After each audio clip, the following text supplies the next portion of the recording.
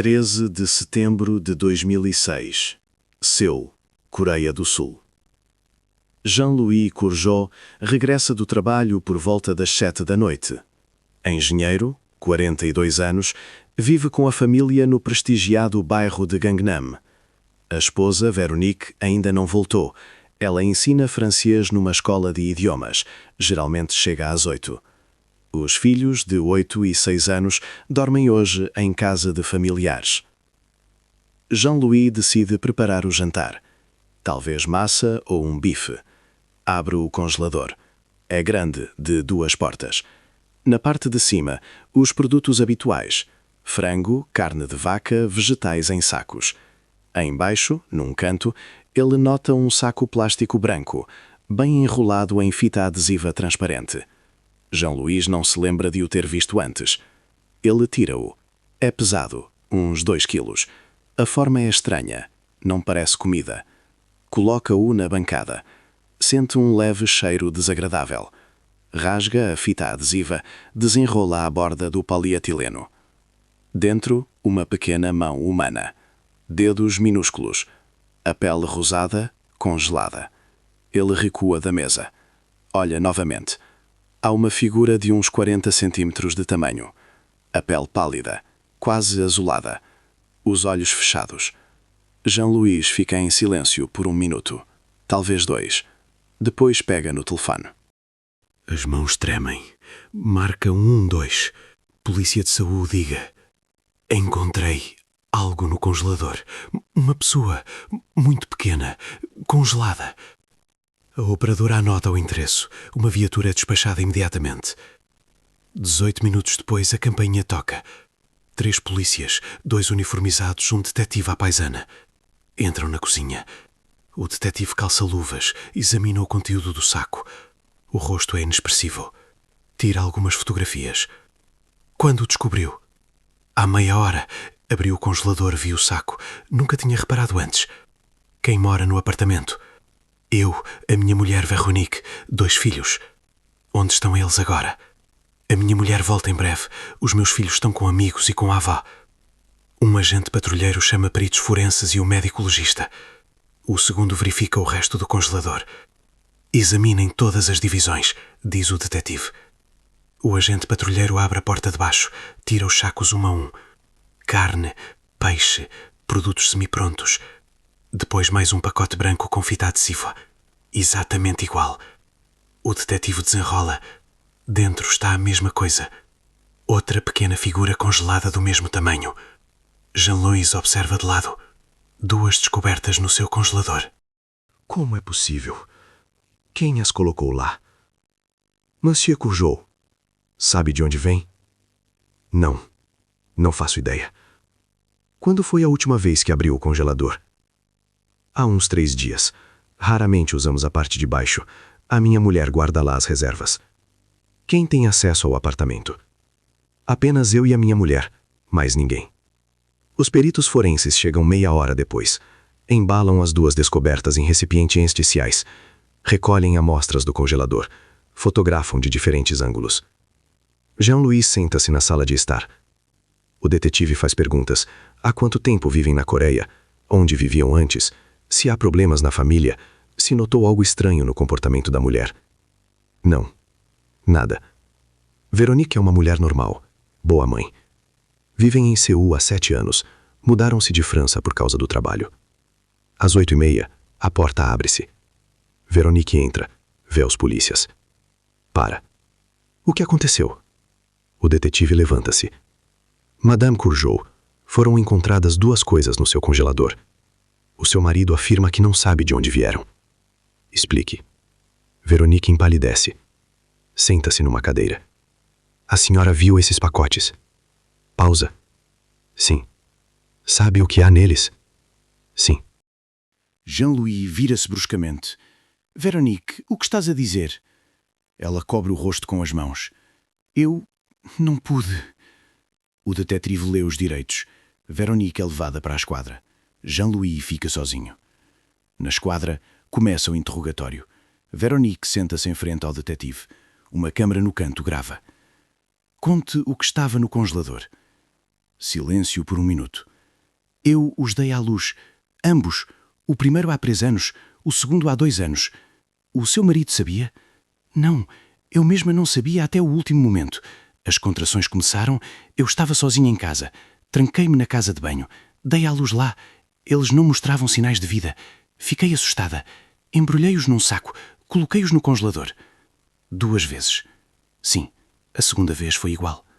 O detetive fica em silêncio, tentando compreender.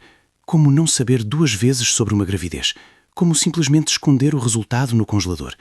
O médico legista determinará as causas. Saberemos se estavam vivos ou não. Se sim, é outro caso. Verónica acena. As lágrimas caem em silêncio. A investigação começa.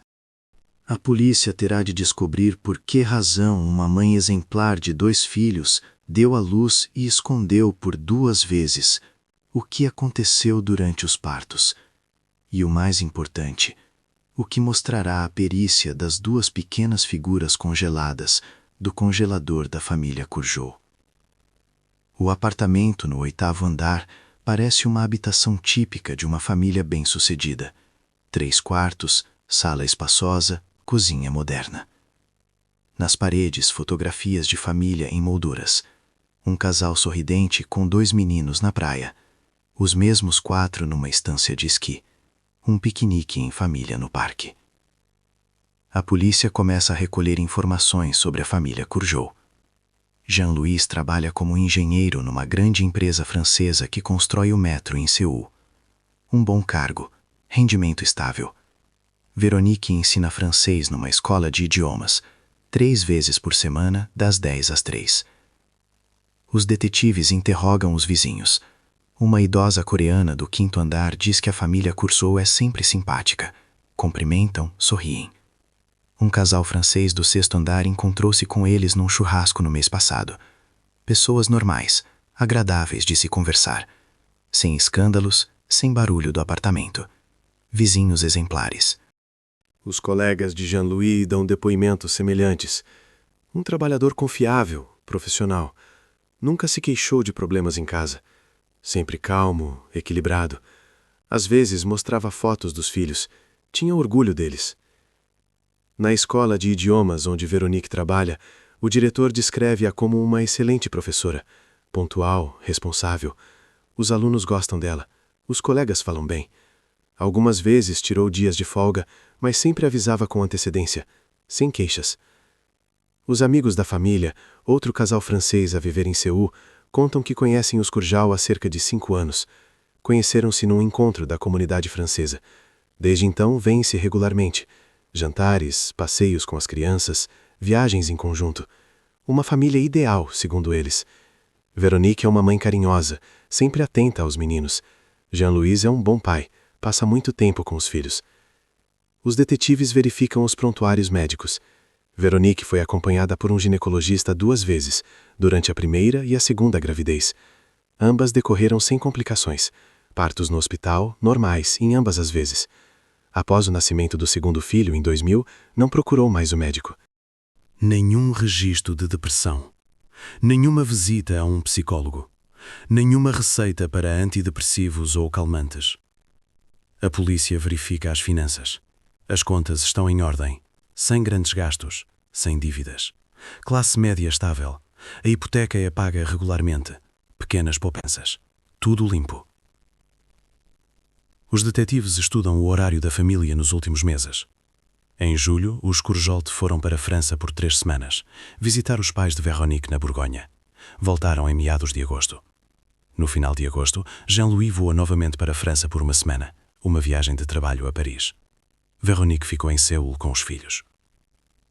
Agora torna-se claro por que razão foi Jean-Louis quem descobriu os achados no congelador. Veronique estava sempre em casa, sempre controlava a cozinha. Ela sabia o que lá estava. Ela evitava a parte de baixo do congelador, tirando produtos apenas da parte de cima. Jean-Louis raramente cozinhava. Geralmente era a mulher que o fazia. Mas naquele dia ela atrasou-se no trabalho. Ele decidiu começar o jantar. Abriu o congelador e encontrou o que estava escondido há anos. Enquanto Veronique está sob custódia, os peritos forenses realizam a perícia. Os resultados chegarão em alguns dias, mas já é evidente uma coisa. Algo correu completamente mal nesta família aparentemente próspera. Por trás da fachada de normalidade, escondia-se um segredo que nem o marido conhecia. 14 de setembro, manhã. Peritos forenses regressam ao apartamento dos Corjou para uma inspeção detalhada. Veronique está sob custódia. Jean-Louis e os filhos mudaram-se para a casa de amigos. Os especialistas trabalham metodicamente. A casa de banho, o primeiro local que verificam com especial atenção, foi lá, segundo Veronique, que tudo aconteceu, 2 vezes. Pulverizam luminol. Esta substância brilha sob luz ultravioleta em contato com sangue. Mesmo que a superfície tenha sido limpa, mesmo que anos tenham passado, o luminol mostrará vestígios. A casa de banho está absolutamente limpa. Nenhuma luz. Azulejos, juntas entre os azulejos, ralo da banheira, chão, tudo é verificado. Nada. Ou Veronique limpou tudo com precisão cirúrgica, ou mentiu sobre o local dos acontecimentos. Os peritos forenses inspecionam os quartos. Roupa de cama, colchões, tapetes. Luminol novamente. Novamente nada. No quarto do casal, tudo em ordem. No quarto dos meninos, os brinquedos estão cuidadosamente arrumados nas prateleiras. Um apartamento normal de uma família normal.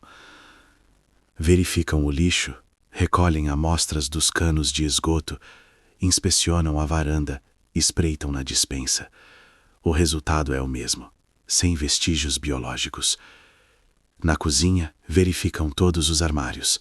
Encontram coisas comuns: louça, panelas, frigideiras, reservas de alimentos.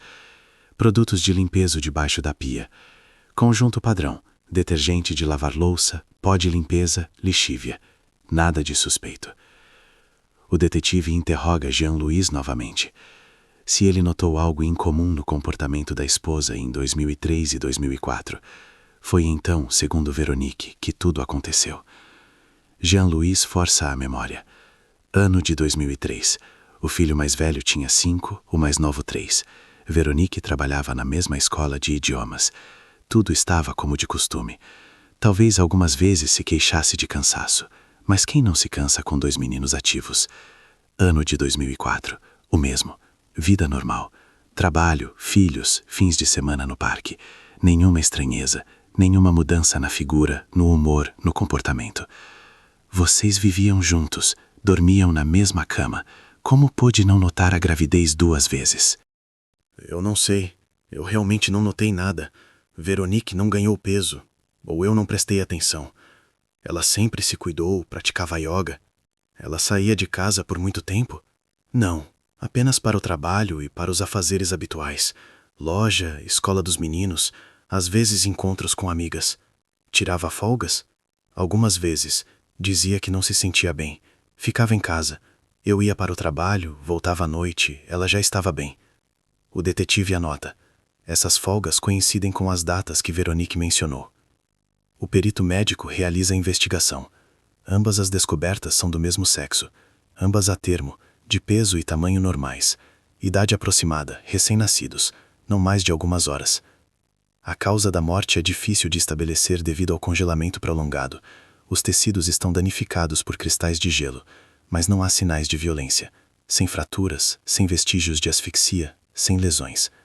O perito não pode afirmar inequivocamente se respiraram após o nascimento ou não. O teste de ar nos pulmões não é informativo após tal armazenamento. A análise de ADN confirma. Ambos são do mesmo casal. A comparação com amostras de Jean-Louis e Veronique dá compatibilidade. São seus descendentes. Biologicamente é um facto. Agora, a investigação tenta entender o principal. Veronique afirma que não sabia da gravidez, que o parto começou repentinamente, que em ambas as vezes os recém-nascidos não mostravam sinais de vida. Mas é impossível verificar isso. Passaram 3 e 2 anos, sem testemunhas, sem registros médicos. Apenas as suas palavras. Se ela diz a verdade, é uma tragédia. Uma rara condição psicológica em que uma mulher realmente não percebe a gravidez. Acontece. A medicina reconhece isso. E se ambos os recém-nascidos foram mortos à nascença, formalmente não há crime. Há apenas a questão da ocultação. Mas é um outro artigo. Se ela mente, é um caso completamente diferente. Duplo homicídio. Intencional ou por negligência. No mínimo 10 anos de prisão. A investigação chega a um bico sem saída. Não há provas físicas. Não há testemunhas. Apenas a confissão de Véronique e os resultados da perícia que não provam nada de forma inequívoca. O caso depende inteiramente de o tribunal acreditar na sua versão dos acontecimentos. E para isso, é preciso entender quem é a Véronique Corrojalt na realidade. Os resultados do ADN confirmaram o parentesco biológico. Agora, a investigação concentra-se noutra questão. Se é possível encontrar provas de que Véronique esteve realmente grávida em 2013 e 2004. Se ela estiver a mentir, isso manifestar-se-á nos detalhes. Os detetives solicitam todas as fotografias de família desses períodos. Jean-Louis fornece vários álbuns. Fotos de férias, celebrações familiares, aniversários dos meninos. Os peritos examinam cada foto com atenção. Nas imagens de março de 2003, Véronique está de jeans e camisola, figura esguia, barriga lisa. Abril, ela está com um vestido de verão num piquenique, novamente sem sinais. Maio, junho, julho, o mesmo. Segundo Véronique, o primeiro parto ocorreu em agosto de 2003, mas nas fotografias de julho ela parece absolutamente normal, nenhuma barriga arredondada. Ano de 2004. Os detetives verificam as fotos de fevereiro a agosto. Véronique está em todas as fotos com roupa justa ou biquíni, a figura sem alterações. Em julho, a família esteve na praia, ela de biquíni, barriga lisa. E o parto, segundo ela, aconteceu em setembro do mesmo ano. A investigação interroga as amigas de Véronique. A francesa Isabelle era a amiga dela durante os 7 anos em Seul. Viam-se pelo menos uma vez por semana. Faziam yoga juntas, tomavam café, passeavam com as crianças. Notou algo em comum em 2003 ou 2004? Não, absolutamente nada. Véronique estava sempre em forma. Fazíamos desporto juntas. Ela usava roupas normais. Nunca se queixou de indisposição. Ela fazia pausas na yoga? Algumas vezes dizia que estava cansada, mas isso é normal. Ela tem 2 meninos ativos. Os colegas da escola de idiomas dão depoimentos semelhantes. O diretor verifica o registro de presenças. Em agosto de 2003, Véronique tirou 3 dias de folga. Em setembro de 2004, 4 dias. Ambas as vezes alegou indisposição. Mas antes e depois disso trabalhou normalmente. Uma das colegas recorda que nesses períodos Véronique vinha com roupas mais largas, túnicas compridas, blusas largas. Mas é verão, muitos vestem-se assim no calor. A investigação verifica as instituições médicas de Seul. Talvez Véronique tenha procurado um médico em segredo. Mas o nome dela não consta em nenhuma base de dados de 2003-2004. Nenhuma ecografia, nenhuma consulta, nenhuma análise. O detetive realiza mais um interrogatório. Desta vez, pedem a Véronique para contar em detalhe o que exatamente aconteceu nesses dias.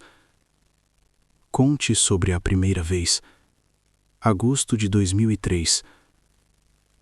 Véronique fica em silêncio por alguns segundos. Eu estava sozinha em casa, os meninos com a avó, o marido no trabalho. De manhã senti uma dor estranha na parte inferior do abdômen. Pensei que tinha comido algo estragado. A dor aumentou, depois percebi. Eram contrações. Fui para a casa de banho. Tranquei-me. 1 hora depois, tudo acabou. Não chamou uma ambulância? Não. Eu estava em choque. Não percebia o que estava acontecendo. Só quando tudo aconteceu, vi o resultado. Ele estava imóvel, muito pequeno. Pensei que era por não saber da gravidez, que o corpo não estava preparado. O que fez a seguir? Eu limpei tudo, lavei-me, embrulhei-o em plástico, coloquei-o num saco, fechei com fita adesiva, escondi-o no congelador debaixo dos produtos. Não sabia o que fazer. Tinha medo de contar ao meu marido. Tinha medo de ser acusada. E a segunda vez? Setembro de 2004. O mesmo. Novamente não sabia que estava grávida. Novamente as contrações começaram de repente. Novamente estava sozinha em casa. Tudo se repetiu exatamente igual. Fiz o mesmo. Escondi no congelador. Pensei que ninguém nunca saberia. O detetive faz uma pausa. Como pôde 2 vezes não saber da gravidez? A senhora já tinha dado à luz antes. Sabe como é? Eu não sei. Não tive sinais. A barriga não cresceu. A menstruação veio. Não ganhei peso. Eu realmente não percebia que estava grávida. A investigação consulta um psiquiatra. Existe um fenômeno, a negação da gravidez. A mulher bloqueia psicologicamente a consciência do seu estado. O cérebro recusa-se a reconhecer o fato. A barriga permanece lisa, a menstruação continua, o peso não muda. Raro, mas acontece. Descrito na literatura médica. Mas 2 vezes seguidas, o psiquiatra hesita. Uma vez, talvez. 2 vezes, extremamente improvável, mas não pode ser excluído. A versão de Veronique não pode ser confirmada nem refutada. Não há provas físicas, não há testemunhas, apenas as suas palavras contra os fatos biológicos. A investigação passa o caso ao procurador. Agora caberá ao tribunal decidir. De acordo com o protocolo padrão, a investigação começa com quem descobriu os achados. Jean-Louis Courjault torna-se o primeiro suspeito. Em 15 de setembro, ele é detido para um interrogatório mais aprofundado. A lógica dos investigadores é simples. O homem vive no apartamento, dorme com a esposa na mesma cama, vê-a todos os dias. Não notar a gravidez 2 vezes é absurdo. Então ele sabia. Então ele é cúmplice. Talvez até o principal culpado. O detetive Kim começa o interrogatório de forma dura. Monsieur Courjault, sua esposa afirma que esteve grávida 2 vezes sem o seu conhecimento. O senhor realmente não notou nada. Eu entendo como isso soa, mas eu realmente não sabia. O senhor dormia com ela na mesma cama. Como é possível não notar mudanças no corpo? Veronique sempre se cuidou, praticava desporto. Não notei nada em comum. Ela não ganhou peso? Não. Ou eu não prestei atenção. O comportamento dela não mudou? Talvez algumas vezes se queixasse de cansaço, mas temos 2 meninos. É normal estar cansado. O detetive Kim folheia os registros dos depoimentos. Agosto de 2003. Onde estava nesses dias? No trabalho. Veronique tirou algumas folgas. Disse que não se sentia bem. O senhor não insistiu para que ela procurasse um médico. Ela disse que era apenas cansaço. Em alguns dias, tudo passou. E setembro de 2004, o mesmo? Sim. Ela novamente tirou folgas. Eu estava no trabalho de manhã à noite. Voltava, ela já estava bem. O senhor não verificou o congelador nesses períodos? Não. Eu raramente tiro algo de lá. É Veronique quem cuida da cozinha. O detetive muda de tática. Monsieur Courjault, sejamos honestos. O senhor sabia que a sua esposa estava grávida. Não queria mais filhos. O senhor ajudou-a a livrar-se do problema. Não, isso é uma mentira absoluta. Então explique como um homem adulto que vive com uma mulher há 7 anos ignora 2 vezes uma gravidez? Eu não sei. Eu mesmo não entendo como isso é possível. Jean-Louis começa a ficar nervoso. As mãos tremem, a voz falha. Ele percebe o quão absurdas soam as suas palavras. A investigação verifica o seu álibi. Os colegas confirmam. Em agosto de 2003 e setembro de 2004, Jean-Louis trabalhou no escritório. Chegava às 9 da manhã, saía às 6 da tarde. Sem ausências, sem chamadas suspeitas. Verificam os registros telefônicos. Nos dias dos supostos eventos, Jean-Louis não ligou para a esposa mais do que o habitual. Não pediu para sair do trabalho. Comportou-se de forma absolutamente padrão. As transações financeiras também estão limpas, sem grandes levantamentos de dinheiro, sem compras estranhas, sem pagamentos de serviços médicos em dinheiro. O detetive Kim consulta os colegas. O álibi de Jean-Louis é de ferro. Ele não podia estar fisicamente presente durante os eventos. A sua reação ao descobrir os achados parecia sincera. Os vizinhos ouviram a sua voz assustada quando ligou para a polícia. A gravação da conversa com o operador confirma. O homem estava em choque. A investigação solicita um exame psicológico. Jean-Louis faz os testes. Resultado: psicotipo normal, sem sinais da sociopatia ou tendência à violência. O detetor de mentiras mostra: quando ele diz que não sabia das gravidezes, ele diz a verdade. Mas permanece a questão principal: como é possível não notar 2 vezes? A investigação consulta um ginecologista. A médica explica: na negação da gravidez, o corpo da mulher pode realmente não apresentar os sinais clássicos. A barriga não cresce ou cresce minimamente. A gordura distribui-se de forma diferente. O útero posiciona-se de tal forma que as alterações são imperceptíveis sobre a roupa. Se o homem não sabe o que procurar, se a mulher usa roupas largas, se a vida íntima não é muito ativa, ele pode não perceber. E a vida íntima dos Courgeot realmente não era muito ativa. Jean-Louis confessa: após o nascimento do segundo filho em 2000, a intimidade tornou-se rara. 1 vez por mês, talvez menos. Ambos cansavam-se do trabalho e dos filhos. Isso é normal para casais com crianças pequenas. No final da 2ª semana de investigação, a posição da investigação muda. Jean-Louis realmente não sabia de nada. A sua versão é absurda, mas corresponde a todos os fatos. Ele não é cúmplice. Ele é tanto uma vítima da situação quanto todos os outros. Ele é libertado. É advertido para não deixar a Coreia até a conclusão do caso.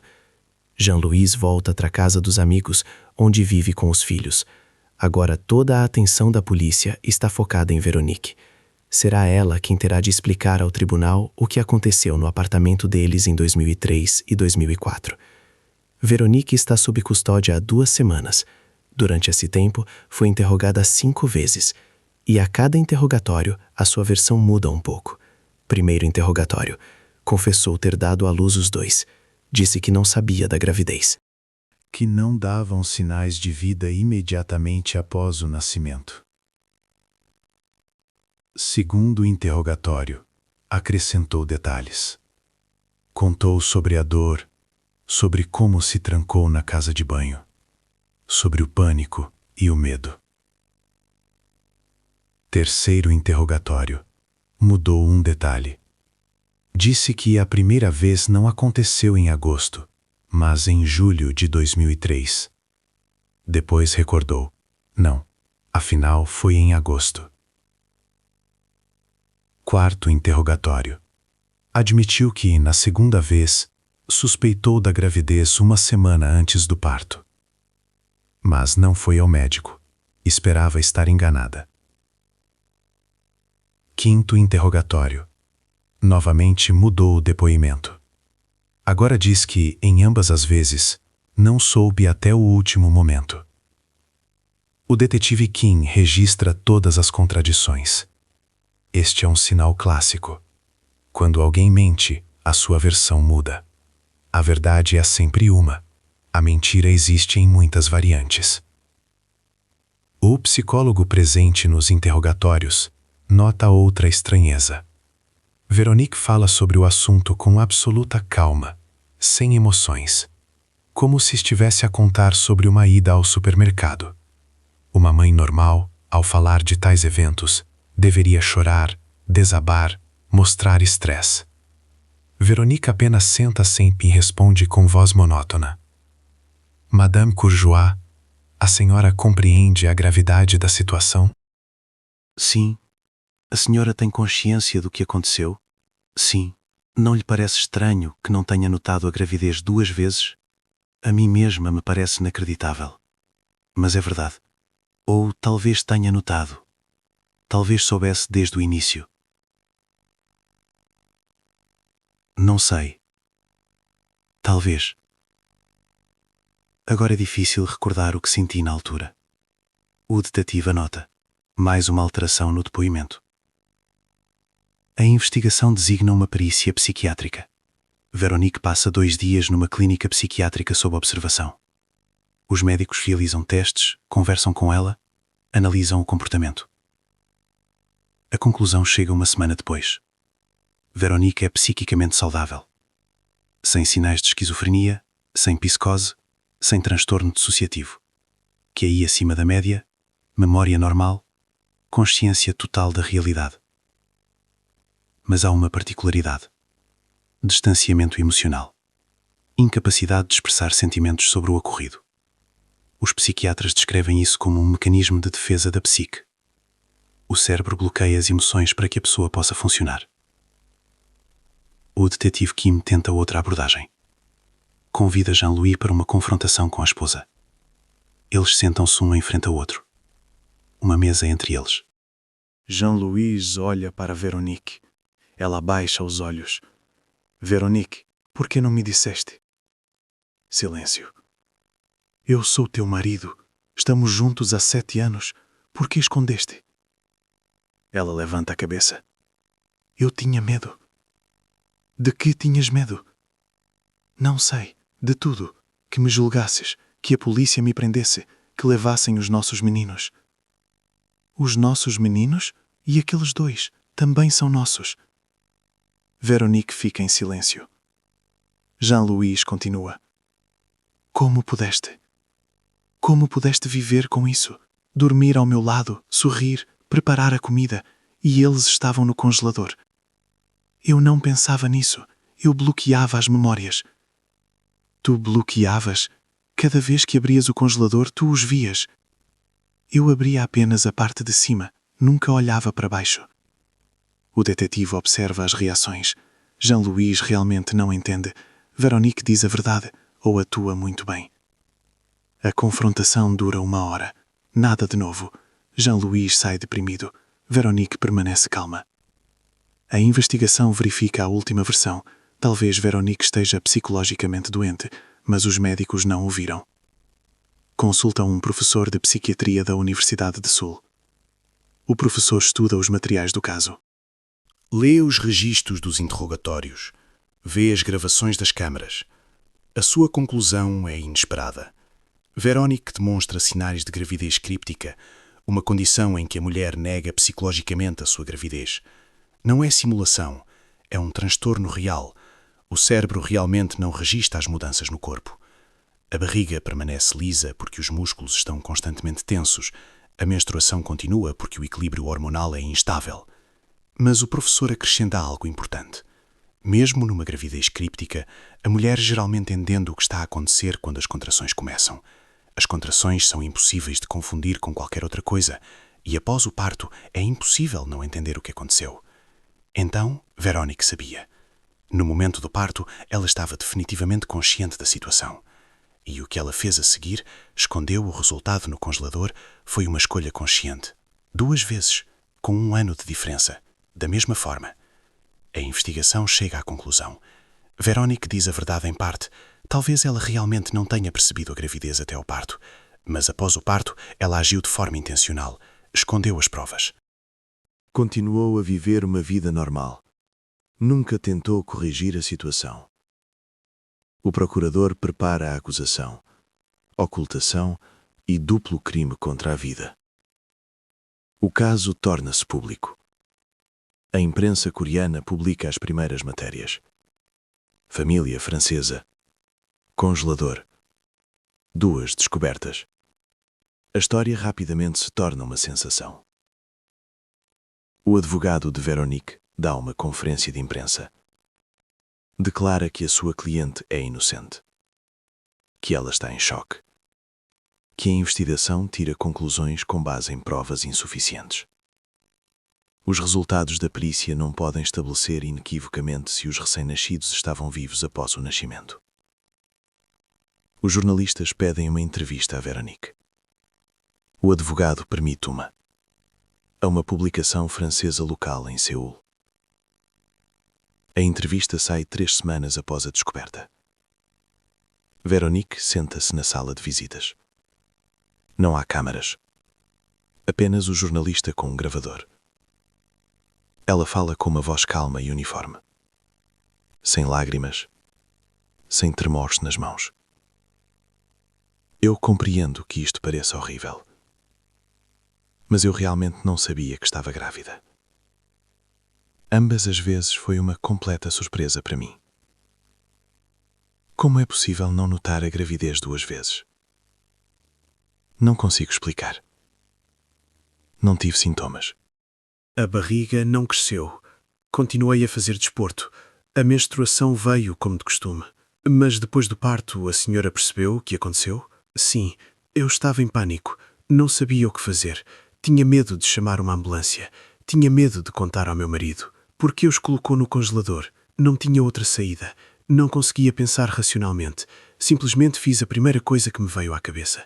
2 vezes, pausa. Sim, eu sei como isso soa. Mas é verdade. A entrevista é publicada. A reação do público é mista. Alguns acreditam em Veronique. Dizem que isso realmente acontece. A gravidez críptica é real. Outros chamam-na de monstro. Como se pode viver anos sabendo que há restos mortais no seu congelador? A comunidade francesa em Seul divide-se. Metade dos conhecidos da família Courgeoult defende Veronique. Isabelle, a sua amiga, dá-lhe uma entrevista. Conheço a Veronique há 7 anos. Ela é uma mãe excelente, carinhosa, atenciosa. Ela nunca faria mal intencionalmente. Se ela diz que não sabia, eu acredito nela. A outra metade vira as costas. A vizinha do 5º andar fala à televisão coreana. Agora, quando me lembro, sim, ela às vezes ganhava peso. No verão de 2003, usava blusas largas, mas eu pensava, simplesmente está calor.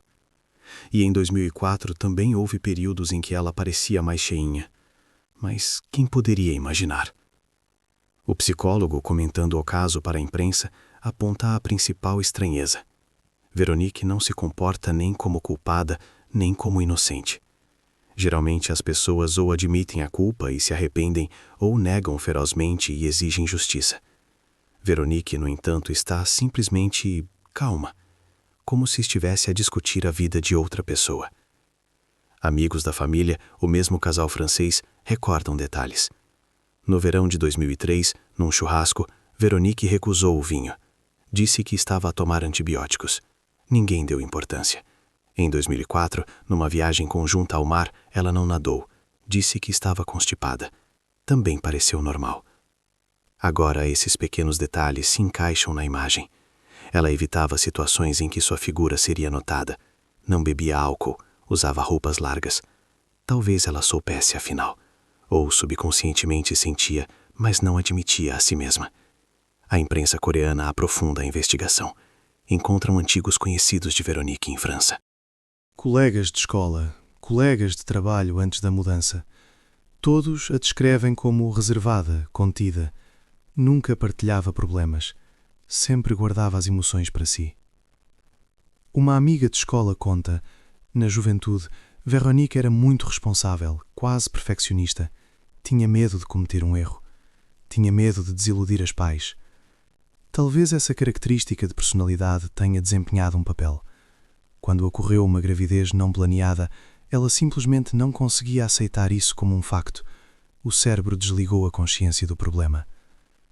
A investigação analisa todas as entrevistas. A imagem permanece contraditória. Por um lado, Veronique realmente poderia não ter percebido a gravidez. A medicina confirma tal possibilidade. Por outro, o seu comportamento após o parto foi absolutamente racional. Ela escondeu as provas. Continuou a viver uma vida normal. Nem uma única vez em 3 anos ela cedeu, confessou ou pediu ajuda.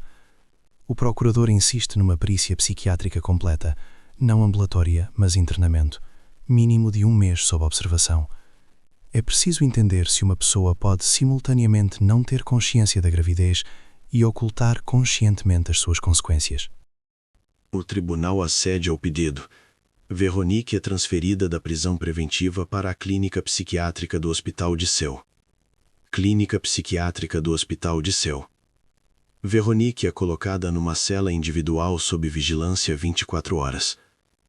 Os primeiros 3 dias decorrem com testes psicológicos padrão, conversas com médicos, análise de comportamento. No quarto dia, é marcada uma avaliação médica completa, não apenas psiquiátrica, física. O procurador insistiu nisso. É necessário obter dados objetivos sobre o estado do organismo de Veronique. A ginecologista doutora Park realiza o exame. Presentes estão uma enfermeira e um representante da procuradoria. Tudo é registrado em ata. O exame dura 40 minutos. A doutora Park faz anotações detalhadas, recolhe amostras de tecidos, fotografa algumas áreas para a documentação médica. A conclusão está pronta no dia seguinte. A doutora Park entrega o documento ao procurador. Ele lê atentamente. Depois relê mais uma vez. A conclusão indica: foram encontrados em Veronique sinais característicos de uma mulher que deu à luz pelo menos 2 vezes após o ano 2000. Distensão de certos tecidos, alterações que não desaparecem com o tempo.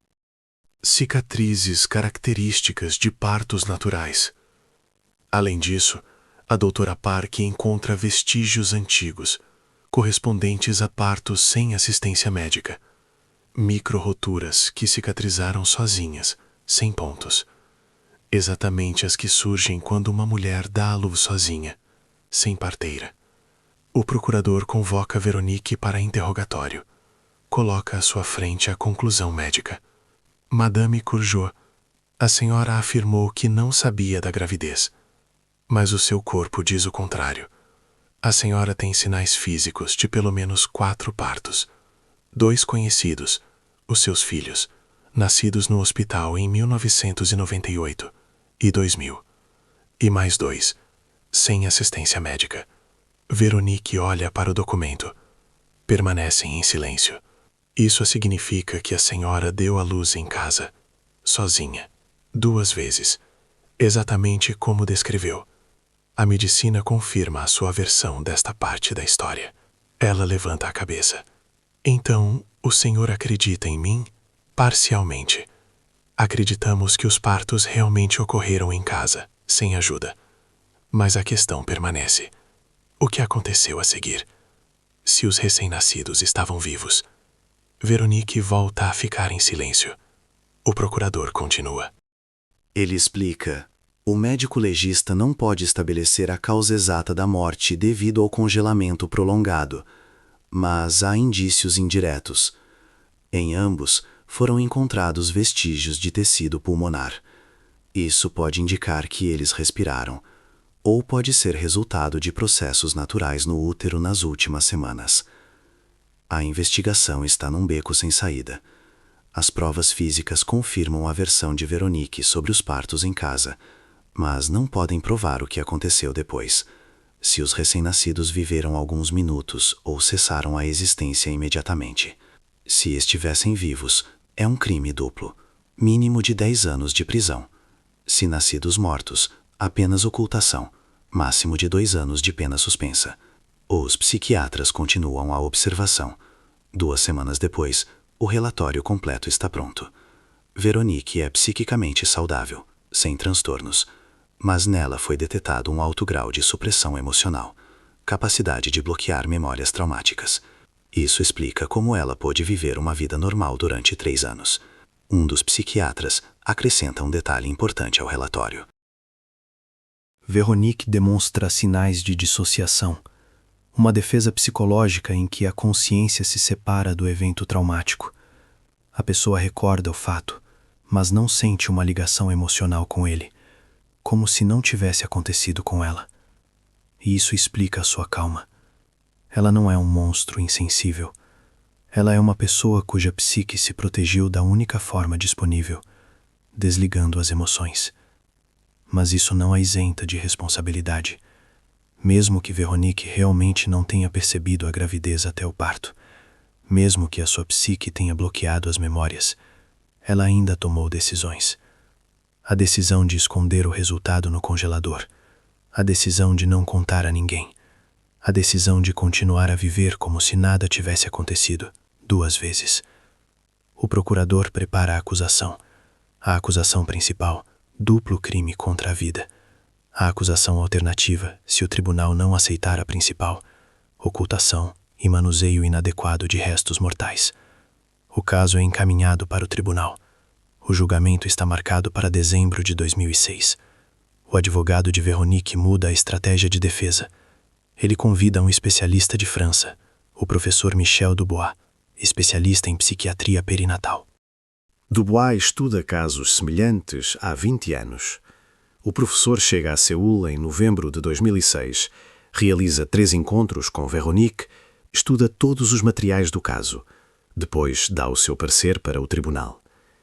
Ele descreve o fenómeno chamado déni de grossesse, negação da gravidez. Não é mentira nem simulação. É uma perturbação psicológica real, na qual o cérebro da mulher bloqueia completamente a consciência do seu estado. O mecanismo funciona assim. A psique de uma pessoa não quer aceitar um determinado facto. Pode ser por medo, pode ser por pressão social, pode ser por trauma. O cérebro começa a ignorar todos os sinais. Os hormônios funcionam de forma diferente. O corpo adapta-se. A barriga não cresce, os músculos estão constantemente tensos, o útero posiciona-se de forma atípica. A menstruação continua, hemorragias aparecem de outras fontes. O peso não muda, a gordura distribui-se de forma diferente. O professor Dubois apresenta estatísticas. Em França, todos os anos são registados cerca de 3.000 casos de negação da gravidez. Desses, cerca de 300, negação completa até ao momento do parto. A mulher descobre que está grávida apenas quando as contrações começam. Não é uma raridade. É simplesmente um fenómeno pouco conhecido. A maioria dos casos não chega às crónicas criminais porque termina normalmente. A mulher dá à luz no hospital ou em casa com a ajuda de familiares. O professor mostra documentos de outros casos. Alemanha, 2003. Uma mulher deu à luz na casa de banho de um centro comercial. Não sabia da gravidez. Canadá, 2005. Uma professora deu à luz durante a aula. Também não sabia. Espanha, 2004. Uma estudante deu à luz num dormitório. Soube da gravidez 10 minutos antes do parto. Todos estes casos foram comprovados por investigações médicas. Não é uma invenção. O cérebro humano é capaz de coisas surpreendentes quando protege a psique de informações que não consegue aceitar. O professor explica porque Jean-Louis não notou nada. Na negação da gravidez, o corpo da mulher realmente não mostra os sinais clássicos. Se o marido não sabe o que procurar, se a vida sexual não é muito ativa, se a esposa usa roupas largas, ele pode não perceber. Não é culpa do marido. É uma particularidade da perturbação. Dubois realiza testes com Véronique. Os resultados correspondem ao quadro clínico. Ela tem um alto nível de ansiedade que ela esconde cuidadosamente. Medo de não corresponder às expectativas, perfeccionismo, incapacidade de aceitar eventos não planeados. Na sua biografia existem fatores de risco: educação católica rigorosa, família conservadora, a ideia de que uma mulher correta planeia tudo com antecedência. 2 filhos já existiam, o terceiro e o quarto não planeados. Para a psique de Véronique, isso era inaceitável. O cérebro simplesmente desligou a consciência do problema. Mas o professor acrescenta um ponto crucial. A negação da gravidez explica por que ela não sabia antes do parto, mas não explica o que aconteceu depois. Após o parto, a mulher sempre entende a situação. Contrações, dor, o abarecimento do recém-nascido, é impossível não ter consciência disso. Portanto, no momento do parto, Véronique sabia exatamente o que estava a acontecer. E o que ela fez a seguir, enrolou num saco, colocou no congelador, foi uma decisão consciente. A perturbação não se estende a este momento. O procurador utiliza isso nos seus argumentos. Bem, ela não sabia da gravidez, a medicina confirma isso, mas depois do parto ela agiu racionalmente. Removeu todos os vestígios, escondeu as provas, continuou a viver normalmente. Nunca, em 3 anos, tentou corrigir a situação ou procurar ajuda. A defesa contra-argumenta. A psique de Véronique estava em estado de choque. Ela deu à luz sozinha, sem ajuda, na casa de banho. Os recém-nascidos não davam sinais de vida. Ela ficou assustada. Não sabia o que fazer. Agiu irracionalmente. Mas 2 vezes, o procurador insiste. A primeira vez pode ser atribuída ao choque, mas a segunda vez, 1 ano depois, Ela já sabia que podia dar à luz sem ter consciência da gravidez. Ela deveria estar preparada. Deveria ter procurado um médico à menor suspeita. Em vez disso, a história repetiu-se exatamente. O professor Dubois explica, na negação da gravidez, a pessoa não aprende com a experiência. A psique bloqueia até as memórias do primeiro caso. Veronique poderia ter esquecido subconscientemente que isso já havia acontecido. O cérebro a protegia do trauma, apagando a memória. O tribunal encontra-se perante uma escolha difícil. A medicina explica como isso foi possível. A psiquiatria explica o mecanismo da perturbação. Mas a questão principal permanece. Veronique é culpada do que aconteceu após o parto. Agora é preciso analisar exatamente isso. Enquanto os psiquiatras estudam Veronique, a investigação não deixa Jean-Louis em paz. Formalmente, ele é uma testemunha, mas o detetive Kim não acredita totalmente na sua inocência. Outubro de 2006. Jean-Louis é chamado para um novo interrogatório, já o 5º. O detetive faz as mesmas perguntas, mas sob um ângulo diferente. Monsieur Courgeot, vamos mais uma vez. A sua esposa está grávida. A barriga cresce. O senhor dorme com ela na mesma cama. Como pôde não notar? Já expliquei. Não notei mudanças. Talvez fossem mínimas. Ou o senhor notou, mas fingiu que não. Não, eu realmente não sabia. A sua vida íntima. Com que frequência? Jean-Louis Cora. Rara. Uma vez por mês. Talvez menos. Ambos estávamos cansados do trabalho e dos filhos. Conveniente. Intimidade rara. Menos chances de notar mudanças no corpo da esposa. Isso não foi de propósito. Aconteceu assim. O detetive muda de assunto. Agosto de 2003. Veronique tira 3 dias de folga. O senhor nunca ligou para ela durante o dia. Liguei. 1 ou 2 vezes. Ela dizia que estava deitada, a descansar. O senhor não insistiu para que ela procurasse um médico? Ela disse que estava apenas cansada. Em alguns dias tudo passou. Setembro de 2004. O mesmo. O senhor novamente não insistiu num médico. Eu confiava nela. Pensei que ela própria sabia quando precisava de um médico. A investigação verifica detalhadamente os seus registros telefónicos. Todas as chamadas entre os cônjuges em agosto de 2003 e setembro de 2004 são absolutamente normais. Conversas curtas. Como estás? Normal, a descansar? Bem, até logo à noite. Nada de suspeito. O detetive estuda o horário de trabalho de Jean-Louis. Na empresa, um sistema de controle rigoroso. Cartões eletrónicos registram cada entrada e saída. Nos dias dos supostos partos, Jean-Louis estava no escritório das 9 da manhã às 6 da tarde, sem ausências. O almoço era na cantina do escritório. Há registros das câmaras. Fisicamente, ele não podia estar presente. O escritório fica a 40 minutos de carro de casa. Mesmo que ele saísse por 1 hora, o sistema teria registado. A investigação solicita um teste de polígrafo. Jean-Louis concorda. O especialista faz perguntas de controlo. Depois, passa às principais. O senhor sabia que a sua esposa estava grávida em 2003? Não. O polígrafo mostra verdade. O senhor sabia que ela estava grávida em 2004? Não. Novamente, verdade. O senhor ajudou a sua esposa a esconder os resultados dos partos? Não. Verdade. O senhor alguma vez abriu a gaveta inferior do congelador antes de 13 de setembro de 2006? Não. Ou muito raramente. Não me lembro exatamente. Uma pequena hesitação, mas dentro da norma.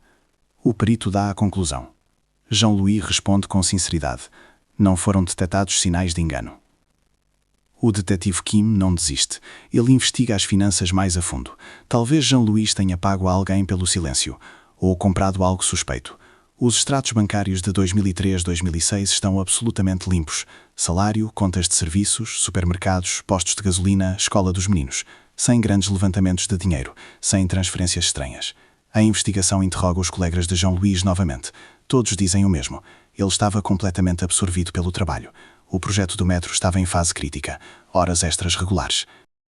Reuniões até tarde da noite. Viagens de trabalho para outras cidades da Coreia. Ele simplesmente não tinha tempo para cuidar dos afazeres domésticos. Um dos colegas recorda. Em 2004, Jean-Louis queixava-se que a esposa estava mais reservada, falava menos. Ele pensava que era cansaço dos filhos. O colega aconselhou-o a ajudar mais em casa. Jean-Louis concordou, mas o trabalho não permitia. Isso não parece comportamento de cúmplice. Isso parece comportamento de um marido que realmente não sabia de nada. O detetive Kim consulta o procurador. Ele examina todos os materiais. O álibi é de ferro. O polígrafo foi feito. As finanças estão limpas. Os colegas confirmam a sua ocupação. O psicólogo confirma o choque sincero na descoberta. O procurador toma uma decisão. Todas as suspeitas são retiradas de Jean-Louis. Ele não figura mais no caso como potencial cúmplice, apenas como testemunha e vítima. Jean-Louis recebe a notificação. Ele está livre. Pode voltar à vida normal. Mas que vida normal pode haver depois de algo assim? A sua esposa está sob investigação. A sua família está destruída. Os seus filhos vivem com a avó. Fazem perguntas às quais ele não consegue responder. A comunidade francesa em Seul dividiu-se em relação a ele. Uns o simpatizam, pobre homem, ele próprio vítima da situação. Outros cochicham. Como ele pôde não notar 2 vezes? Certamente esconde algo. Jean-Louis deixa de sair de casa. Tira férias do trabalho. Não atende chamadas de amigos. Apenas fica no apartamento alugado e tenta entender como a sua vida se transformou neste pesadelo. Enquanto isso, Veronique prepara-se para o tribunal. Agora, ela é a única acusada. Só ela terá de explicar aos juízes e jurados o que aconteceu no apartamento deles em 2003 e 2004. O caso está marcado para dezembro. Resta 1 mês. Novembro de 2006. Veronique está na clínica psiquiátrica há 1 mês. O advogado prepara a linha de defesa para o tribunal.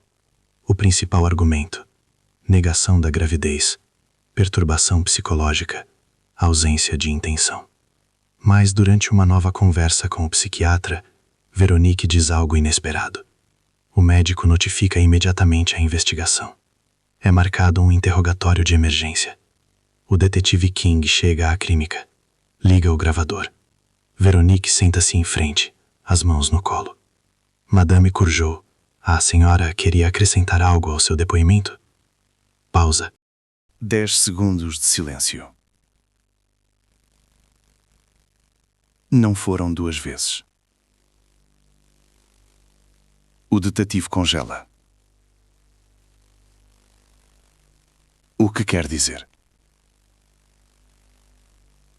A primeira vez não aconteceu na Coreia. Foi em França. Em 1996.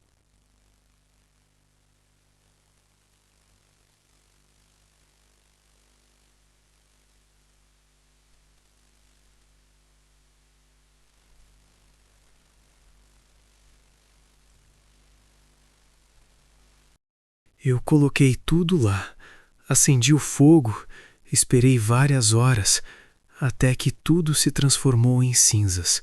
O detetive anota cada palavra. Isso muda tudo. Não 2 casos, mas 3. O primeiro em França, depois 2 na Coreia. A senhora contou ao seu marido? Não. Quando ele voltou, eu disse que tinha apanhado uma gripe. Ele não notou nada. Por que não procurou um médico? Tinha medo. Não sabia como explicar.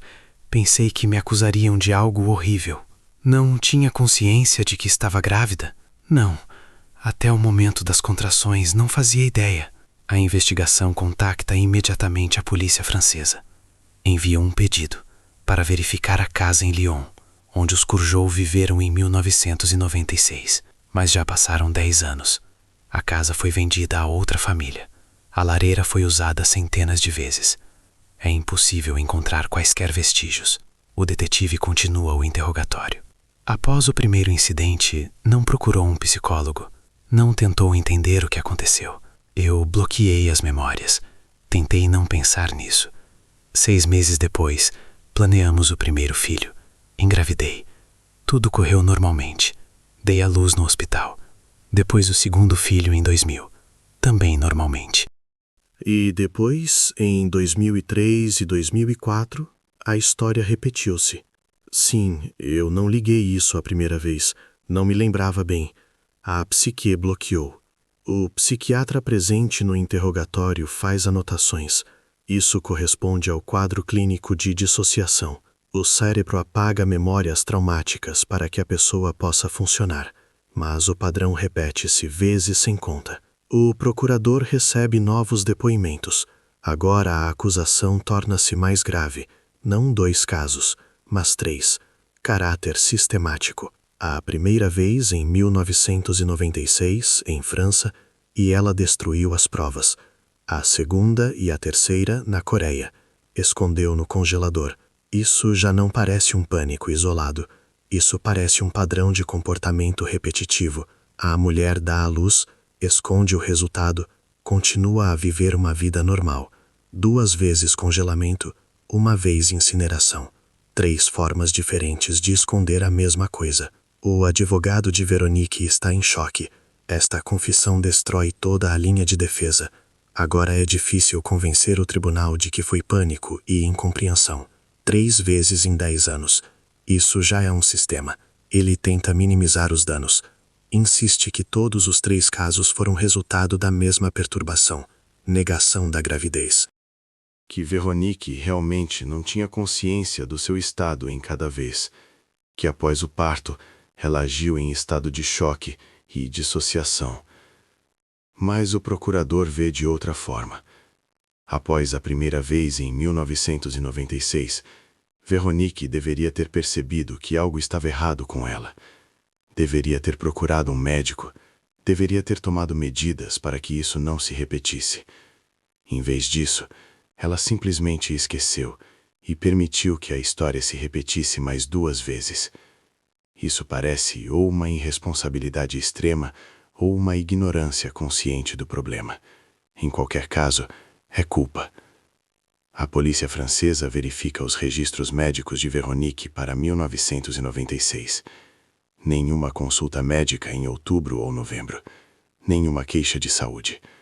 Ela continuou a trabalhar na escola normalmente. Os colegas não se lembram de nada estranho. Um ano letivo normal. A investigação interroga os pais de Veronique. Eles vivem na Borgonha, uma pequena cidade. Casal idoso, católicos conservadores. O pai aposentado, a mãe dona de casa. Eles estão em choque com as notícias. Não acreditam que a sua filha pudesse ter feito algo assim. Ela sempre foi obediente, responsável, correta. Em 1996, eles viram-na várias vezes. Não notaram sinais de gravidez. Ela parecia normal. A mãe recorda um detalhe. No outono de 1996, Veronique ligou. Disse que não se sentia bem. A mãe ofereceu-se para ir, ajudar. Veronique recusou. Disse que conseguiria sozinha. Não voltaram a falar sobre o assunto. O caso adquire uma nova dimensão. 3 casos em 10 anos em 2 países. A investigação entende. Não se trata de um crime isolado cometido em estado de afeto. Diante deles, um ocultamento sistemático, repetido 3 vezes com o mesmo padrão. O julgamento começará em 3 semanas. Agora, Veronique terá que explicar não 2 casos, mas 3. Dezembro de 2006. Uma semana antes do julgamento, o detetive Kim conduz o interrogatório final. É a última chance de obter o quadro completo dos eventos. Veronique concordou em prestar um depoimento detalhado. Sala de interrogatório. Uma mesa, 2 câmeras, um gravador de voz. O detetive abre a pasta com os materiais do caso. Madame Courgeot, vamos por partes. Fale sobre o primeiro caso. Outubro de 1996, Lyon. Veronique senta-se ereta, mãos sobre a mesa, a voz calma. As contrações começaram pela manhã. Jean-Louis estava em viagem de negócios. Fui para o banheiro. Cerca de 3 horas depois, tudo terminou. O que você viu? Era pequeno. Cerca de 40 centímetros. Não se movia. Não emitia sons. O detetive nota. Ela diz aquilo, pequeno. Não usa outras palavras. Você verificou o pulso? Não. Eu não sabia como. Apenas observei. Não respirava. O que você fez em seguida? Enrolei em uma toalha. Levei para a sala de estar. Coloquei na lareira. Acendi o fogo. Esperei várias horas. Você sabia o que estava fazendo? Pausa. Entendi que precisava me livrar daquilo. Jean-Louis deveria voltar no dia seguinte. Eu não podia deixar aquilo. Por que não ligou para a polícia ou para a emergência? Tive medo. Pensei que me acusariam. Que diriam que eu era uma má mãe. Que eu deveria saber sobre a gravidez. O detetive anota. Passa para o próximo caso. Agosto de 2003. Seul. Conte-me. A mesma coisa. As contrações começaram. Eu estava sozinha em casa. Tranquei-me no banheiro. 2 horas depois, terminou. E o resultado? Pequeno novamente. Não se movia. Não respirava. Enrolei em plástico. Colei com fita adesiva. Coloquei no congelador, debaixo dos alimentos. Por que no congelador e não na lareira? Não tínhamos lareira no apartamento. Eu não sabia onde mais colocar. O congelador pareceu um lugar seguro. Você não pensou que seu marido poderia encontrar? Pensei, mas esperava que ele nunca olhasse na parte de baixo. Eu sempre pegava os alimentos de lá. Setembro de 2004. Terceiro caso. Tudo se repetiu. Contrações, banheiro, o mesmo resultado. Fiz a mesma coisa.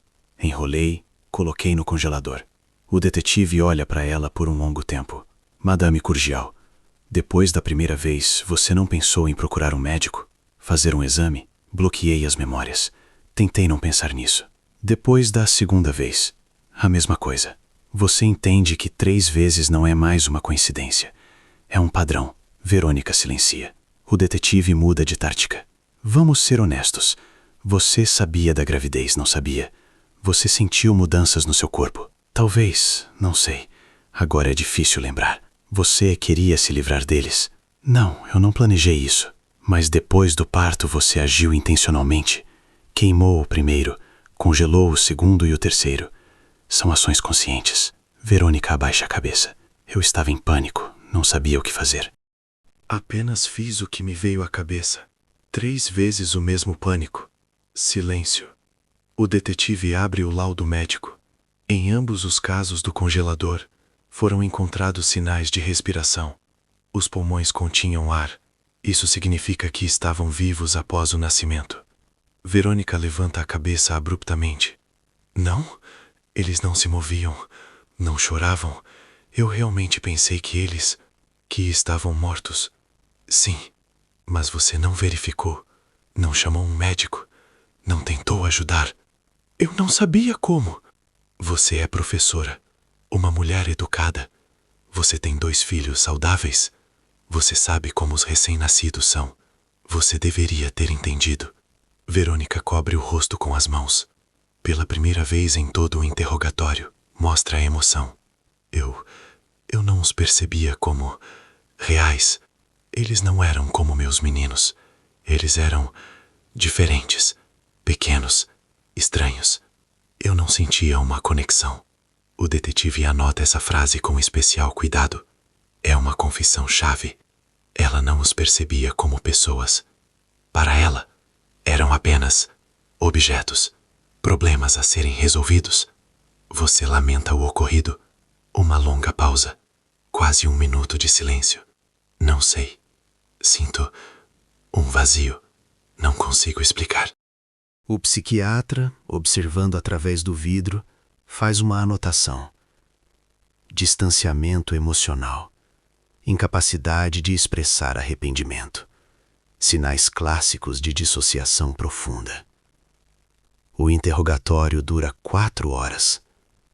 No final, Verônica fez uma confissão completa. 3 casos. 1996, 2003, 2004. 1 na França, 2 na Coreia. Todos os 3 terminaram da mesma forma: ocultamento. O detetive entrega o protocolo ao promotor. Este é o principal documento da acusação. Uma confissão completa, da boca da acusada.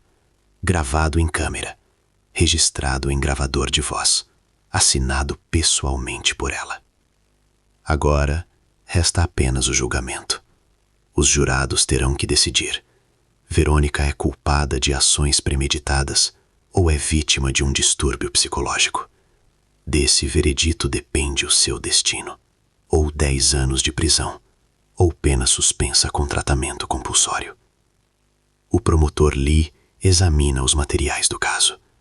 Diante dele estão os protocolos de interrogatório, laudos médicos, relatórios psiquiátricos. A defesa argumenta que Verônica estava inimputável devido ao transtorno. Sua tarefa é provar o contrário. Ele organiza a cronologia das ações de Verônica após cada caso. Anota cada passo. 1996, França. Após o parto, ela não chamou ajuda. Em vez disso, esperou que tudo terminasse. Enrolou o resultado em uma toalha. Levou para a sala de estar. Acendeu o fogo na lareira. Esperou várias horas, até que tudo se transformasse em cinzas. Limpou a lareira. Tomou banho, arrumou-se. Quando o marido voltou no dia seguinte, comportou-se de forma absolutamente normal. 2003, Seul. Novamente não chamou ajuda. Enrolou em plástico.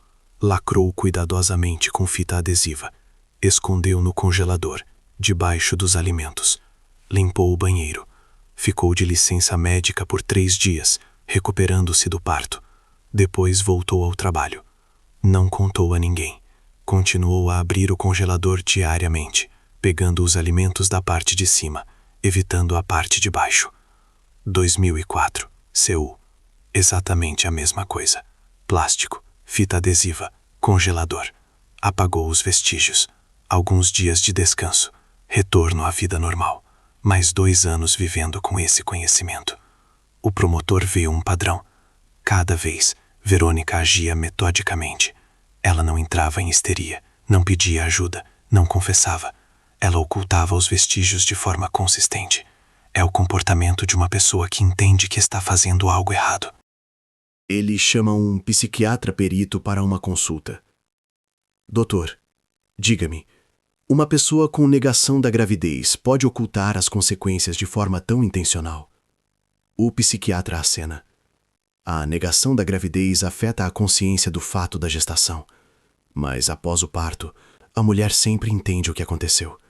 O transtorno não continua após o nascimento do recém-nascido. Ou seja, quando Verônica os embrulhava em sacos e os escondia, ela agia conscientemente. Absolutamente. Ela entendia a situação. Entendia que suas ações precisavam ser ocultadas. Isso prova a imputabilidade. E o distanciamento emocional, a incapacidade de expressar arrependimento. É um mecanismo de defesa da psique, dissociação. Mas isso não torna a pessoa inimputável. Ela sabia a diferença entre o certo e o errado. Apenas bloqueava as emoções para lidar com a situação. O promotor anota. Este é um argumento-chave. Verônica poderia não ter consciência da gravidez. Isso é comprovado pela medicina. Mas após o parto, ela agiu racionalmente. Planejou, ocultou. É um sinal de imputabilidade. Ele analisa o comportamento dela mais profundamente. Verônica continuou a trabalhar, a conviver com amigos. A cuidar dos 2 filhos, a preparar jantares, a sorrir em fotos, a viver uma vida plena. Todos esses anos, ela funcionou absolutamente normalmente. Se ela fosse inimputável, não conseguiria manter tal fachada. Pessoas inimputáveis perdem a capacidade de funcionamento social. Verônica, por sua vez, era uma mãe, esposa e professora exemplar. O promotor prepara o documento final para o tribunal. A tese principal: consciência das ações. Verônica entendia que suas ações eram ilegais. Evidências: 1. Ocultamento sistemático. Usou diferentes métodos para destruir provas 3 vezes. 2. Ausência de tentativas de obter ajuda. Nunca procurou um médico ou a polícia. 3.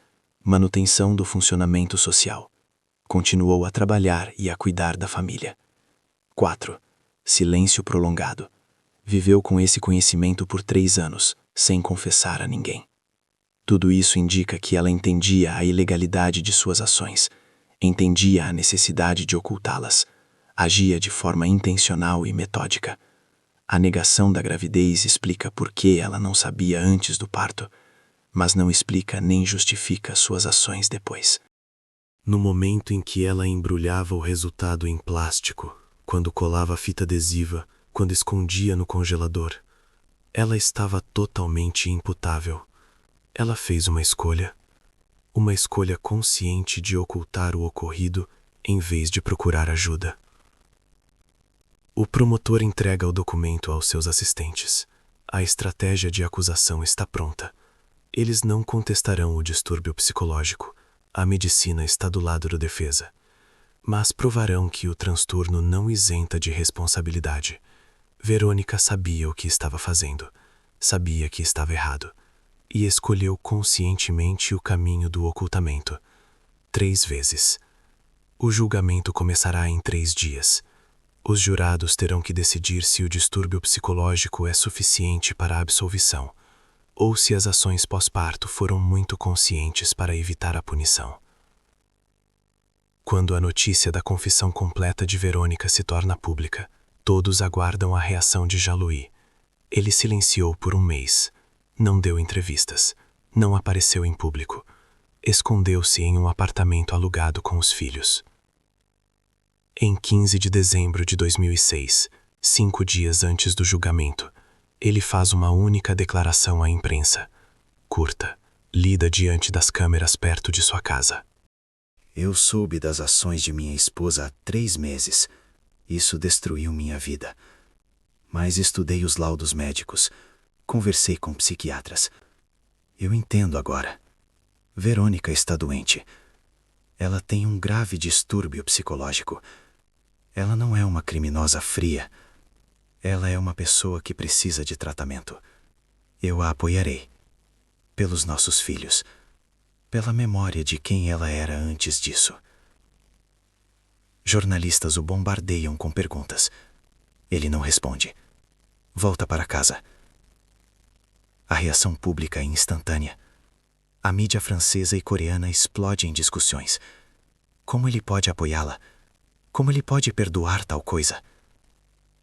Talk shows na televisão francesa dedicam edições inteiras a essa declaração. Psicólogos explicam. É uma reação normal de um cônjuge ao trauma. Negação, tentativa de encontrar uma explicação racional. Jean-Louis não consegue aceitar que viveu 7 anos com uma pessoa capaz de tal coisa. É mais fácil acreditar na doença. Organizações feministas defendem Verônica. Elas dizem, é o resultado da pressão da sociedade sobre as mulheres. A expectativa de ser uma mãe, esposa e profissional ideal ao mesmo tempo. A psique não aguenta. Ocorre um colapso. Grupos conservadores exigem a pena máxima. Eles dizem, nenhuma doença justifica 3 casos em 10 anos. Após a primeira vez, ela deveria ter procurado ajuda. Em vez disso, permitiu que a história se repetisse 2 vezes. O caso ganha as primeiras páginas de jornais em todo o mundo. O congelador da morte em Seul, professora francesa confessa 3 casos, o fenômeno da negação da gravidez, doença ou justificação. A comunidade francesa em Seul se divide definitivamente. Metade para de se comunicar com Jean-Louis, o considera um cúmplice, ou no mínimo incrivelmente ingênuo. A outra metade simpatiza, pobre homem, ele próprio uma vítima. Isabel, amiga de Verônica, Dá uma entrevista a uma revista francesa. Ela chora diante da câmera. Eu não consigo acreditar. Eu a conhecia há 7 anos. Éramos amigas íntimas. Ela parecia absolutamente normal, carinhosa, gentil. Como eu pude não perceber? Como ninguém percebeu? Os pais de Verônica recusam-se a comentar. O advogado deles transmite uma breve declaração. A família está passando por um período muito difícil. Pedem que seu direito à privacidade seja respeitado. Os filhos de Verônica, de 8 e 6 anos, ainda não sabem os detalhes. Jean-Louis disse a eles que a mãe está doente, internada no hospital. Em breve ela se recuperará e voltará. Um psicólogo infantil trabalha com eles, preparando-os para as possíveis consequências. Quando crescerem, terão que saber a verdade, mas não agora. O advogado de Verônica usa o apoio público do marido em seu próprio benefício. Ele declara à imprensa: se a pessoa mais próxima, que viveu com ela por 7 anos, acredita em sua doença, por que a sociedade não pode acreditar? Jean-Louis a viu por dentro, a conhecia melhor do que ninguém. E ele diz: é um transtorno, não uma má-fé. O promotor rebate em sua declaração: a posição emocional do marido é compreensível, mas não tem valor legal. O tribunal avaliará os fatos, não os sentimentos. Os fatos dizem ações conscientes após o parto, ocultamento sistemático, ausência de tentativas de obter ajuda. Em 19 de dezembro, um dia antes do julgamento, Verônica é transferida da clínica psiquiátrica para o prédio do tribunal. Câmeras filmam ela saindo do carro, magreça, pálida, em um terno cinza, cabelos presos, rosto sem emoções. Ela olha diretamente para frente, sem reagir aos gritos dos jornalistas. Não tribunal. 12 jurados se reunirão. 6 homens, 6 mulheres. Eles terão que decidir o destino de Verônica Courgeot. Se ela é culpada de ações premeditadas ou estava inimputável devido a um distúrbio psicológico. Desse veredito depende a sentença. Ou 10 anos de prisão por cada caso, ou pena suspensa com tratamento compulsório em clínica psiquiátrica. O julgamento começa amanhã, 18 de dezembro. 2 dias antes do julgamento, a investigação realiza o procedimento final, a reconstituição dos eventos. O promotor precisa provar aos jurados que tudo o que Verônica descreveu é fisicamente possível, que ela realmente poderia ter feito isso imperceptivelmente no apartamento onde o marido morava. Verônica é levada ao seu antigo apartamento no 8º andar. Jean-Louis havia se mudado há muito tempo. O apartamento está vazio. Estão presentes o detetive Kim, o promotor, o advogado de defesa, o perito forense e um operador de câmera. Tudo será gravado. Verônica entra no apartamento calmamente. Olha em volta. Esta foi a casa dela nos últimos 7 anos. Aqui ela criou os filhos. Aqui aqueles eventos ocorreram. Madame Courgeot, mostre como tudo aconteceu em agosto de 2003, diz o detetive. Verônica vai para o banheiro. A sala é pequena, 3 por 2 metros. Banheira, pia, vaso sanitário, armário com toalhas. Senti dor pela manhã. Entendi que eram contrações. Jean-Louis saiu para o trabalho às 9. Os meninos estavam na escola. Tranquei a porta. Ela aponta para a fechadura. Uma simples trava interna.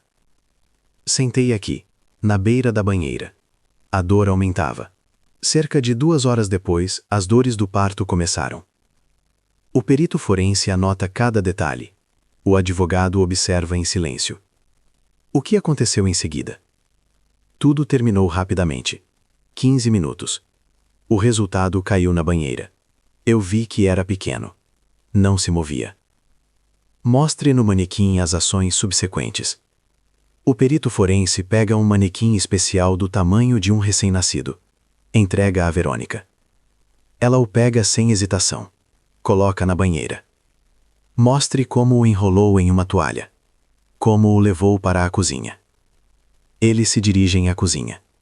Verônica abre o congelador. Mostra a parte de baixo.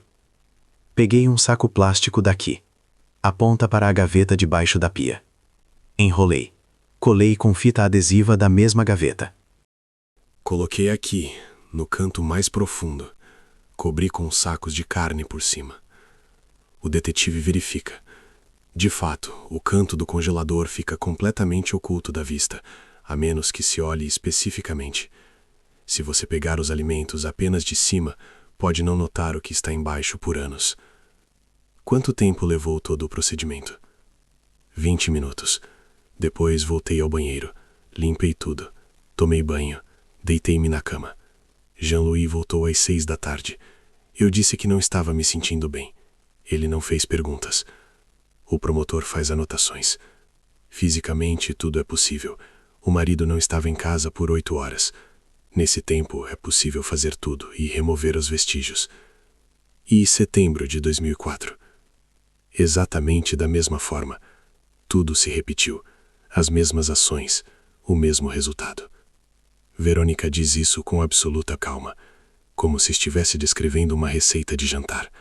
Nenhuma emoção, nenhum tremor na voz. O advogado tenta suavizar a impressão. Madame Courgeot, o que você sentiu naqueles momentos? Nada. Vazio. Apenas fiz o que parecia necessário. Você entendia que estava agindo errado? Acho que não. Eu estava em estado de choque. Não analisei minhas ações. O promotor objeta. Mas você sabia que precisava esconder. Isso demonstra consciência. Eu só queria que aquilo desaparecesse, que o problema se fosse. A reconstituição durou 1h30. Verônica mostra cada passo, onde estava, como segurou, onde colocou, como fechou o congelador, como limpou o banheiro. O perito forense verifica os intervalos de tempo. Desde o início do parto até o momento da ocultação, decorreram aproximadamente 3 horas. Nesse tempo, é possível fazer tudo sozinha. Os vizinhos não ouviram nada. O banheiro tinha bom isolamento acústico. Verônica não gritou durante o parto. O detetive faz a última pergunta. Você nunca, em 3 anos, pensou em confessar? Pensei, mas não sabia como. Tinha medo de perder minha família. Tinha medo de que levassem meus meninos. Então você entendia a seriedade da situação. Pausa. Provavelmente. Agora é difícil dizer o que eu entendia na época. O operador desliga a câmera. Os materiais do experimento serão exibidos no tribunal. Os jurados verão como Verônica demonstra suas ações com calma, metodicamente, sem emoções. Isso pode trabalhar contra ela. Tal comportamento não se parece com o de uma pessoa em estado de choque. Parece com uma pessoa que sabia exatamente o que estava fazendo. Ou a defesa pode usar isso como prova de uma dissociação profunda, tão profunda que mesmo agora, 3 anos depois, ela não consegue se conectar com as emoções. O julgamento começará amanhã. A reconstituição tornou-se a última prova no caso de Verônica Courgeot. 20 de dezembro de 2006. Tribunal Distrital de Seul. A sala está lotada. Jornalistas, representantes da embaixada francesa, psicólogos, apenas curiosos. Todos querem ver o final desta história. Verônica entra na sala. Terno cinza, cabelos presos, rosto pálido. Senta-se ao lado do advogado. Não olha para o público. Olhar para o chão. O juiz abre a sessão. Leia a acusação. 3 episódios de atos ilícitos. 1996 na França, 2003 e 2004 na Coreia. Ocultamento dos resultados do parto. O promotor pede a pena máxima, 10 anos por cada caso. Primeiro, a acusação se manifesta. O promotor Lee expõe metodicamente as provas. A análise de DNA confirma o parentesco biológico. O laudo médico mostra sinais de parto sem assistência. Os protocolos de interrogatório contêm uma confissão completa. A reconstituição prova a possibilidade física. Ele enfatiza especialmente o caráter sistemático. Não uma vez em pânico. 3 vezes em 10 anos. O mesmo padrão de ações. Ocultamento. Continuação da vida normal. Silêncio. Isso demonstra consciência. A defesa se manifesta em seguida. O advogado chama o professor Dubois. O psiquiatra explica o fenômeno da negação da gravidez. Apresenta estatísticas. Mostra exemplos de outros casos. É um transtorno real, reconhecido pela medicina. Depois chama um segundo psiquiatra, da Universidade de Seul. Ele confirma o diagnóstico. Verônica tem uma dissociação profunda, bloqueio emocional, incapacidade de perceber o ocorrido como realidade. Não é simulação, é um mecanismo de defesa da psique. O advogado insiste. Verônica não é uma criminosa. Ela é uma pessoa doente. Ela precisa de tratamento, não de prisão. O tribunal ouve as testemunhas. Jean-Louis vai ao púlpito. Fala baixo, com dificuldade para encontrar as palavras. Eu vivi com Verônica por 10 anos. Ela era uma boa esposa, uma mãe carinhosa para nossos filhos. Eu não sabia sobre o transtorno dela. Agora eu entendo. Ela precisa de ajuda. Eu a apoiarei. Nossos meninos precisam de uma mãe. O promotor faz uma pergunta a ele. Monsieur Courgeot, você não acha que sua esposa deveria ser responsabilizada? Acho que sim. Mas deve ser uma responsabilidade que leve em conta o estado dela. Ela não estava em si.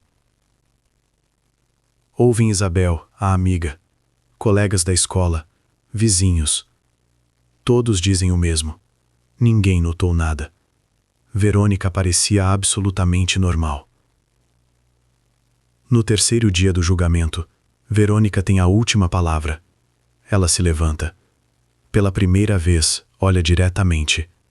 Para o juiz, para os jurados. Eu percebo que fiz algo terrível. Não consigo explicar como aconteceu. Não consigo justificar minhas ações. Eu estava doente. Mas isso não me isenta da culpa. Peço perdão. A minha família, a sociedade. Estou pronta para cumprir a pena. A voz é firme, sem lágrimas, mas algo novo aparece nela. A consciência, como se a névoa se dissipasse. Os jurados se retiram para a deliberação.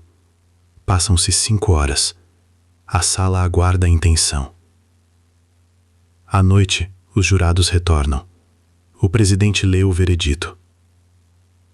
Pela acusação de ações ilícitas que resultaram na cessação da vida de 3 recém-nascidos. Culpada. A sala fica em silêncio. Os jurados consideraram a existência de um distúrbio psicológico. Consideraram a ausência de intenção premeditada. Consideraram a confissão e o arrependimento. Recomendamos a atenuação da pena. O juiz anuncia a sentença.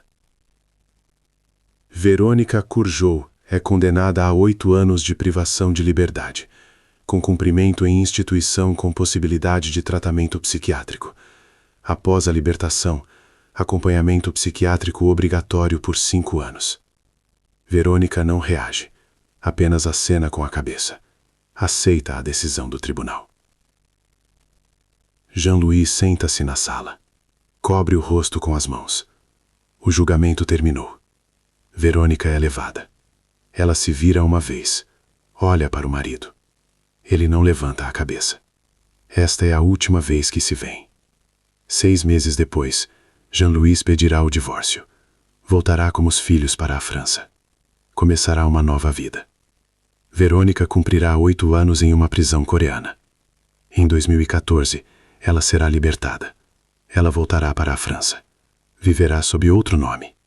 Os filhos se recusarão a se comunicar com ela. A história da família Courgeot se tornará um dos casos mais conhecidos de negação de gravidez na prática criminal. Janeiro de 2007. Verônica começa a cumprir sua pena na prisão feminina de Cheongju, a 100 quilômetros de Seul. Regime especial, com possibilidade de tratamento psiquiátrico. 2 vezes por semana, sessões com psicólogo, exame psiquiátrico semanal. Jean-Louis permanece na Coreia por mais 6 meses, conclui o contrato de trabalho. Os filhos frequentam a escola. Ele não lhes diz a verdade, apenas que a mãe está doente, internada no hospital. Quando o mais velho pergunta por que não podem visitá-la, Jean-Louis responde: os médicos não permitem. Estado muito grave. No verão de 2007, ele recebe uma nova proposta: voltar para a França. Transferência para o escritório da empresa em Paris. Ele aceita, arruma as coisas, vende o apartamento em seu, aquele mesmo apartamento no 8º andar. Os novos proprietários não conhecem a história dele. Antes de partir, Jean-Louis visita Verônica na prisão uma vez. O encontro dura 30 minutos. Eles sentam-se em lados opostos de uma divisória de vidro. Falam através de um fone. Estou levando os meninos para a França. Certo, eles precisam de estabilidade. Você escreverá para eles? Não sei.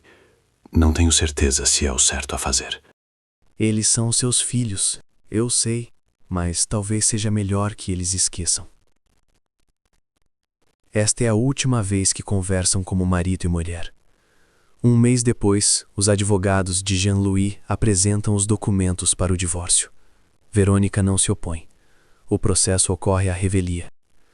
Até o final de 2007, o casamento é oficialmente dissolvido. Na prisão, Verônica se comporta de forma exemplar. Trabalha na biblioteca. Participa de todos os programas de psicoterapia. Os psiquiatras notam progresso. Ela começa a se conectar com as emoções. Chora nas sessões. Fala sobre arrependimento. Lentamente, mas a psique se recupera. Em 2014, após cumprir 7 dos 8 anos, Verônica é libertada antecipadamente por bom comportamento. Ela tem 48 anos. As autoridades coreanas a deportam para a França. Condição obrigatória. Ela não pode mais entrar na Coreia. Ela retorna à Borgonha, para seus pais. Vive sob o nome de solteira. Muda a aparência. Cabelo curto, óculos. Encontra trabalho em uma pequena biblioteca. Ninguém sabe do seu passado. Os filhos se recusam a se comunicar com ela. O mais velho tem 16, o mais novo 14. Jean-Louis lhes contou a verdade quando eles amadureceram o suficiente. A reação deles foi a esperada. Choque, negação, raiva. Eles não querem ver a mãe. Não respondem às cartas. Para eles, ela deixou de existir.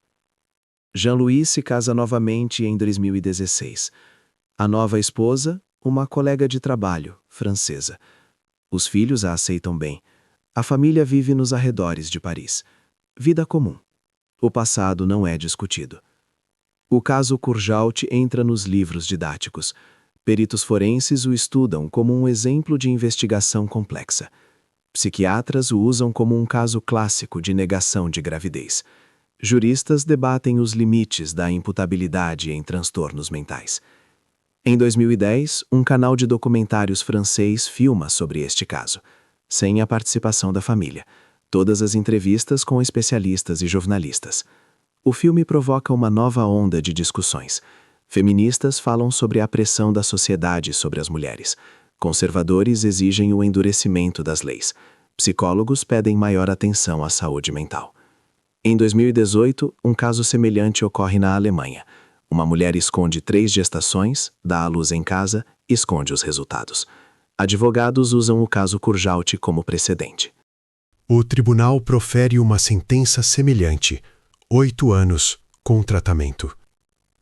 O fenômeno da negação da gravidez se torna mais conhecido. Médicos começam a prestar atenção aos sinais. Psicólogos desenvolvem programas de ajuda. Legisladores discutem mudanças nos códigos penais.